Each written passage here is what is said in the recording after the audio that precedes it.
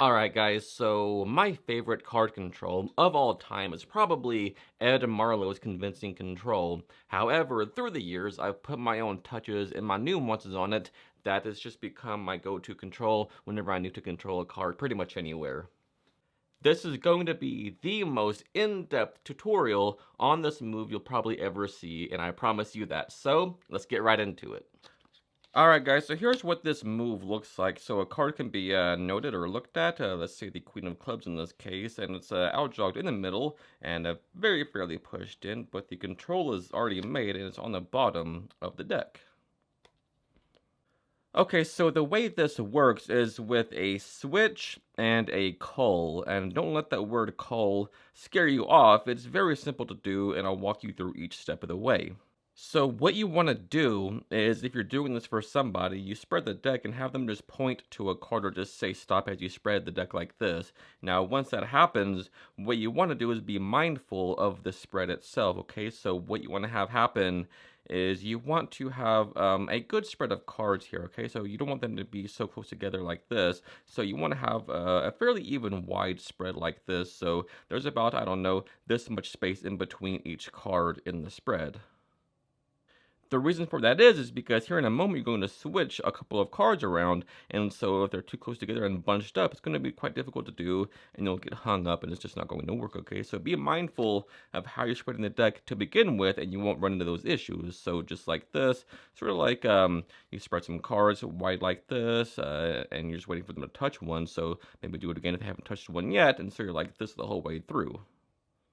Now, once they touch a card, you're going to come up to show them the card they touch like this. So let's say they touch this one here, in this case the Six of Hearts, okay? So this hand just comes vertical like this, and you show them, you point to the card that they touch like this. So all it is this.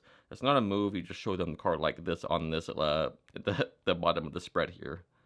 Now, as that's happening, as you're coming up to show the card, this hand that's holding the deck is going to do something as well, okay? So, as you can see, as soon as I come up with the card, I square these like this, and I sort of scoot them back with my index finger into my hand, almost in a cop position like this, as I come up to show it. And that's going to be important for a minute to facilitate the switch.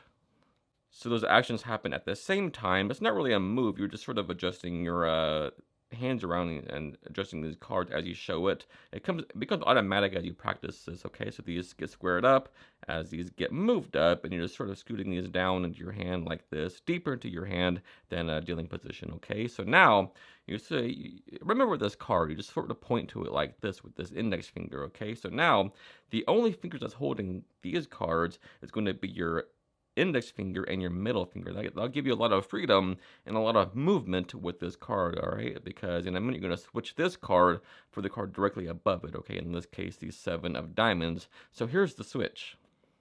Now, what's going to happen for the switch is as you come up to show it, blah, blah, blah, remember your card, this gets moved back. Now, as you come down, you're going to put them about right here, about halfway, about half its length with this little packet here. So when you come down, this thumb contacts the card above their selection, guys. Okay, so just like this. Now what's going to happen is you'll use your your middle finger here to pull this card inward like this. This is exposed view. That's all that's happening is that you just pull that card in, and that card stays here because your thumb is on top of it. So from here, remember the card, so the Six of Hearts, this comes down, this thumb stays on top of that upper card right here, right above their selection, like this, as this finger pulls back like this, and that card just stays there. Now a nice touch is to actually remove your thumb out of the way, so you have like a nice free fair display of the cards here like this, not like it's actually outjogged. And the way that works is, this is my favorite part about it, is the card just stays on the side of your index finger right here. It just sort of sticks there with friction. Okay, so you're here, boom, and so that card, this upper card, just sort of stays on your finger like this. You can sort of move it around like this. That way you have a lot of mobility with the rest of your hands here. And the switch isn't even a switch, it's simply just moving your middle finger in like this, okay, like a trigger of a gun, okay? So you're here, and so you show them the card, you come back down, this thumb is on top of it, which anchors the card and giving it the ability for this index finger, I'm sorry, the middle finger, guys. Forgive me. Okay, so over here, and that's all it is. And that happens because this hand is holding this card back, so it's very easy to accomplish that, okay? So you're here, boom, come back down, and that card just stays on your index finger like this the whole time, okay? So you're like that, and I hope that's very clear. So here's some touches on how to make this look invisible and then make it go a lot smoother, okay? So that's just the switch part. Here's a more exposed view on that card switch, okay? So we're here, boom, like this, show them the card. As you come down to here, you just simply move these cards back like this. Your thumb is on top of that upper card here, like this. You can see that just being pushed in as that card just stays stationary. This hand moves back with that spread. The card just stays there, okay? So you're just pulling back on the selection and making that upper card stay exactly where it is. Now, in most of these convincing control types, they will teach you have to align the cards perfectly like this in order to hide the move. But that is false. That is not true at all. You can see the whole time I'm doing this, the cards are like this and it still looks totally invisible. Okay, so you don't have to align them at all. About this much is totally fine. Okay, so you're like this, boom. As you come back down, that's precisely about right here at eye level, when they're just level here, when the thinnest part of the deck is showing to their eyes, if that makes any sense. That's when you execute the sliding move with your middle finger, okay? So you're here, boom, like this. That gets stuck on your index like that, and that's there. So you don't have to align them. Still looks just as good when they're not perfectly aligned, as you just witnessed. So here it is in real time. Okay, so we're here. And then boom, that's the switch, and it's on the bottom. So how do you make this look better? Well, I'm glad you asked. Okay, so we're here, and notice if you just do it straight across, you can kind of see sometimes that card moving, like in the spread. A good way to hide that is to actually kick it back toward yourself. That way, the card is hidden from the front view. Okay, I think that's a touch that not a lot of people talk about. Okay, so we're here, and instead of just moving straight across, you want to actually move back with it too. That way it's totally invisible from the front. Okay, so what I mean by that is that we're here, boom, you want to actually move back with the card. Okay, so it's actually right here, but they never see that, because unless you do something like this, which you won't do, because how awkward is that, right? So just kick it all the way back to yourself and it'll be totally invisible. Here's a demonstration and a clear view with this clear deck of cards here. Okay, so we're here, we show them the card.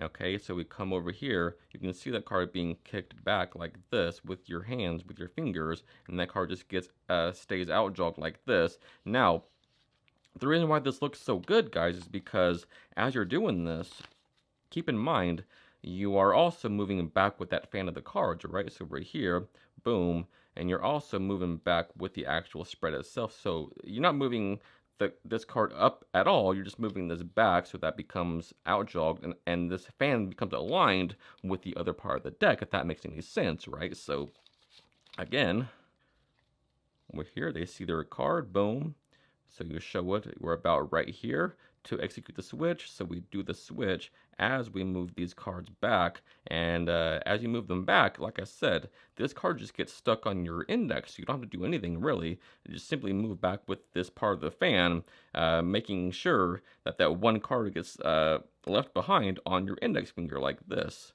just like that, right? So you can spread the cards more, and that just rides to the bottom of the deck.